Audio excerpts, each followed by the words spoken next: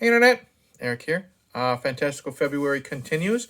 What that is if I don't have a live stream planned, I'm discussing nothing but fantasy films here on the channel for the month of February. That includes swords and sorcery or sandals, fairy tales, movies with mythical creatures, all that stuff. And the movie I'm discussing today, a pleasant surprise. The movie I'm discussing today has a little bit of all of that. Today I'm talking Dungeons and Dragons: Honor Amongst Thieves. Now, if you're new to my channel, welcome. I discuss plot spoilers, specific scenes, what have you. Basic plot of this is we are following Chris Pine and Michelle Rodriguez. They're in prison. They've been in prison for 2 years. They're awaiting their parole. They escape. The reason why they're in prison is because of a failed robbery, thieving attempt of an, I guess you would say, not necessarily an amulet, but some type of thing that can resurrect the dead, because Chris Pine is a single father and he wants to resurrect his wife. That goes wrong, and what happens is he and Michelle Rodriguez are in prison for 2 years. After they break out, he wants to retrieve that amulet or whatever it is, and also get custody back of his daughter that, since he was in prison, Hugh Grant had been taking care of for the last 2 years. However, Hugh Grant has been poisoning her mind, telling her how rotten of a person Chris Pine is. The rest of the story is Chris Pine, Michelle Rodriguez, and a group of misfits basically are going to get Chris Pine's daughter back, get that resurrection amulet or whatever it is. It's like a little rock, but I'm going to call it an amulet. Get that back, and also rob Hugh Grant blind while this amazing type of, I don't know what you'd say, festival happens, and hilarity ensues. I absolutely love this film. What did I do? I started watching this maybe sometime last year, got about halfway through it, something happened, I couldn't finish it, and then I just never returned to it. When I got the idea of doing Fantastical February, I bought this pretty much sight unseen. It's 2 hours and 15 minutes basically. I saw an hour of it. I enjoyed it that much, and I'm glad I bought it and finally finished it. First off, the characters, the acting. Chris Pine, he's the leader. First off, I know nothing about Dungeons and Dragons. Like I said it in my previous video on the 2000 version of the movie. I know nothing about Dungeons and Dragons other than watching the Saturday morning cartoon. Chris Pine, don't know what type of character he is, like what group he belongs to. Just basically, he's a human. He's good at planning. He's very charming, and as everyone loves to pick on him about, he plays the lute. Now, what I love about Chris Pine is he is very charming. He's very funny.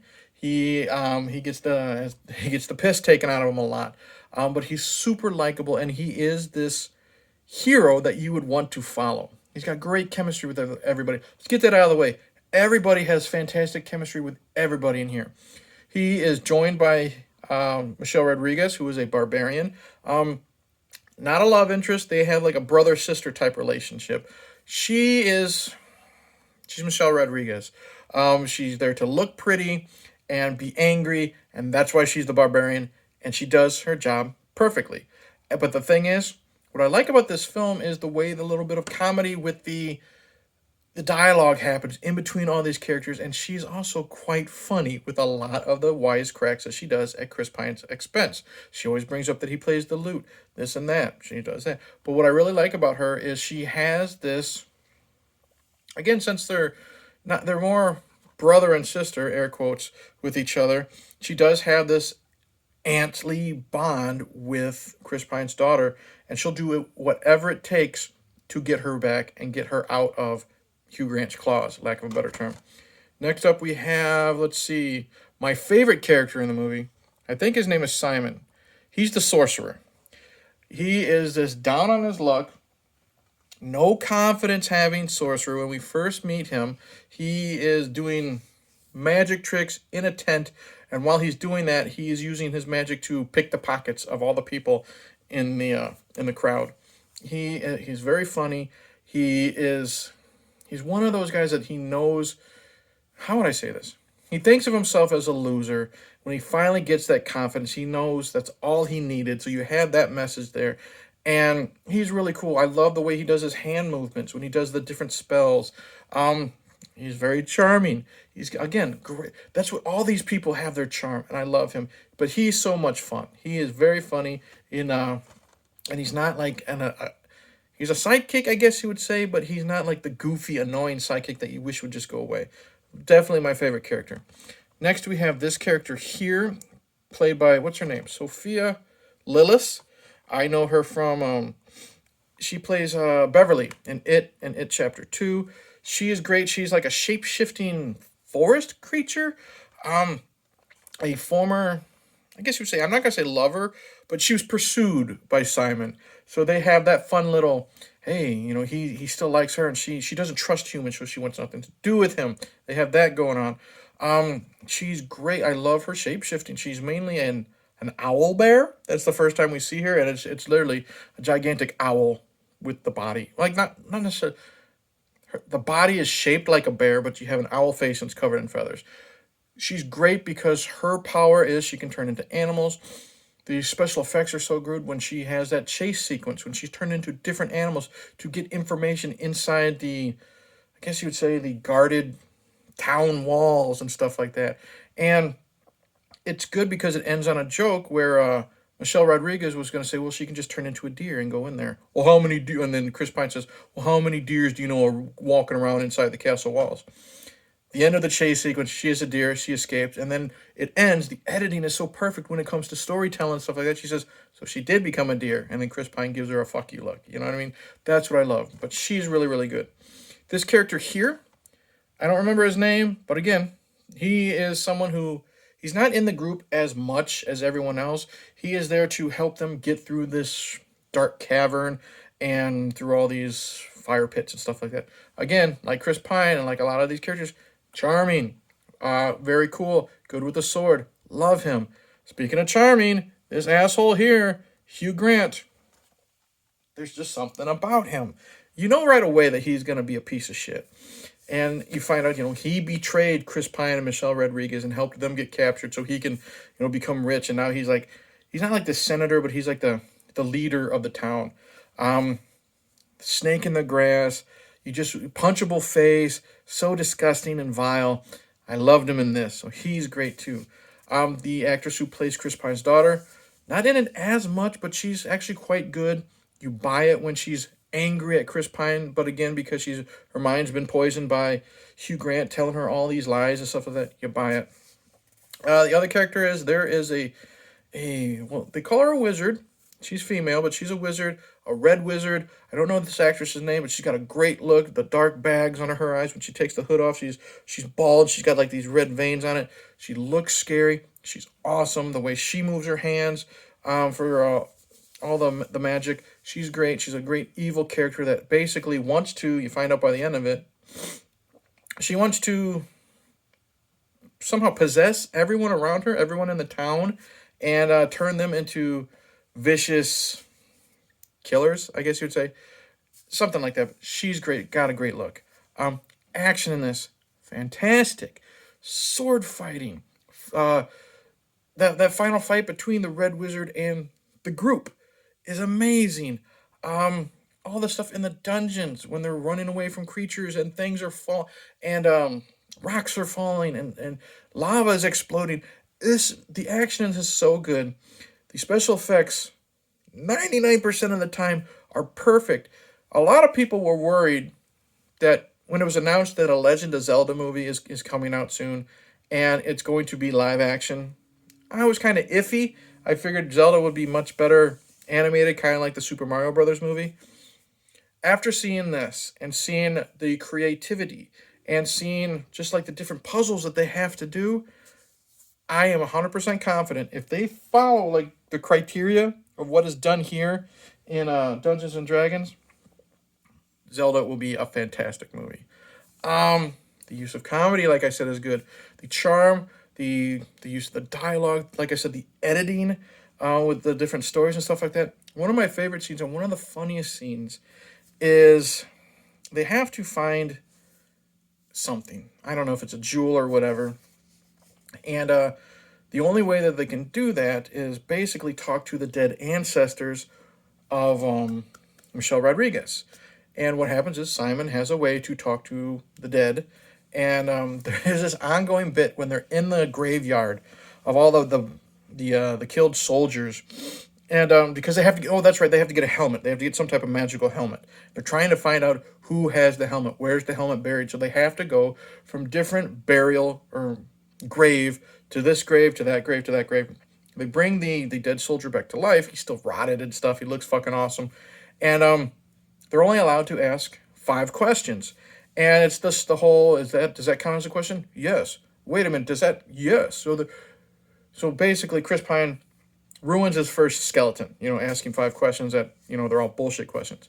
Then they go to a next dead body. And they find out, yes, I had the helmet.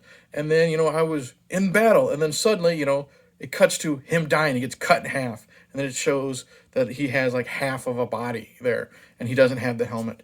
So they, hey, I'm still awake. Can you ask me one more question so I can sleep? So they say, like, what's your favorite color? Blah, blah, blah, blah. And then he says it, falls asleep. You get to the next guy. You find out he had the helmet, but then he was shot in the eye with an arrow. So the helmet went to the next guy. Oh, yeah, I died. And you find out he didn't even have anything to do with the helmet. He died by breaking his neck, slipping on some water, getting out of the tub. Funny ass shit. Stuff like this, like I said, is so charming. It's a perfect blend of action, adventure, and comedy. The final, like I said, there's like this. There's like the games are happening. I don't know what it is. It's like a festival. And certain people are put into this gigantic maze. And they have to get from here to there while also being chased by these creatures that will eat you and rip you apart. I loved that. Very intense. I love the look of the creatures. You had one that looks like this giant panther, but he had like Venus flytraps coming out of his back.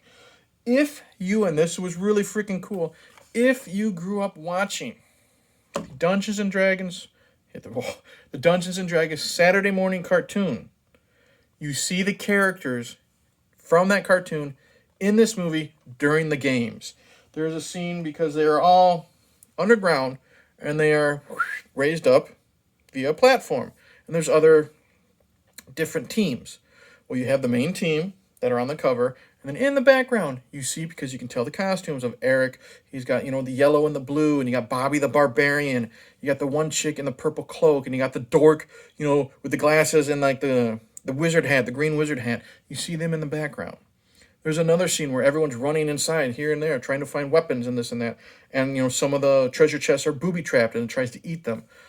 You see a very good close-up of Bobby, the barbarian. He opens up the treasure chest and pulls on an axe, which was his weapon in the game. And then, again, there's one final scene where they run past a bunch of people in a cage. It's them. So that's a really cool nod. Can I think of any faults in this movie? Maybe the CGI creature that captures them all in the basement. It's like a giant tentacle that wraps around them. That CGI is noticeable. Whoop-de-fucking-do. It is like an hour, 2 hours and 15 minutes. You probably could cut out about 15 minutes of that, if not a little bit more. But I'll tell you what, man. I absolutely loved this film.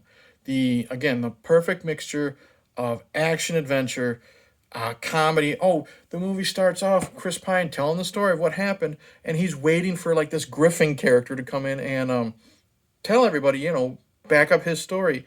And it's basically them waiting for him to show up so Michelle Rodriguez, can kidnap him and bust out, and they're hanging on to him, and because this prison is like, 200 stories high above, snowfall, but they take him, they bust out the window, and they're riding the Griffin down while he's screaming it, bloody murder type of thing. I love how the movie bookends with Hugh Grant now in prison telling his side of the story, and he tries the same type of breakout, but it doesn't work. So, you start with comedy, you end with comedy, action, adventure, fantastic special effects. Perhaps with some of the best casting when it comes to actors who need to work together and have a good vibe and good chemistry. These guys were perfect. And what's great, you don't have to know anything about Dungeons and Dragons to enjoy this film. You just have to know that there are characters like Barbarian.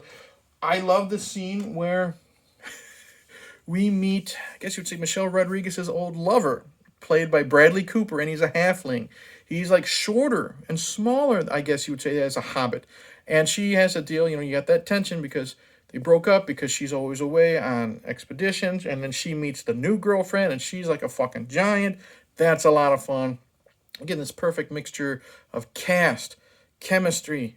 I keep saying it. Absolutely love this movie. You don't have to know anything about Dungeons and Dragons. Just know that there's dragons, wizards, barbarians, all that stuff, and you have a great time. So that's it. Thank you for watching. Like and subscribe. Click the bell. Comment below. Have you seen this? Do you love it? Do you hate it? You got no desire to see it? Hopefully, I've changed your mind if you have never seen it. Coming up next, I think I'm going to do a couple of the Never-Ending Story movies. I might do the third one. I don't fucking know. I've seen clips of it, and that looks awful. But this Friday, 6 p.m. Central Time, Frenzy and I are getting back together for John Candy Appreciation Night. We will be live just discussing our love for that man, our love for his films, and the fact that he's missed. It was a huge loss when he died. So, and then Fantastical February continues. Got some other stuff planned. Don't know, but guess what? Check out Dungeons and Dragons on our Amongst Thieves. That's all I got to say. Cheers.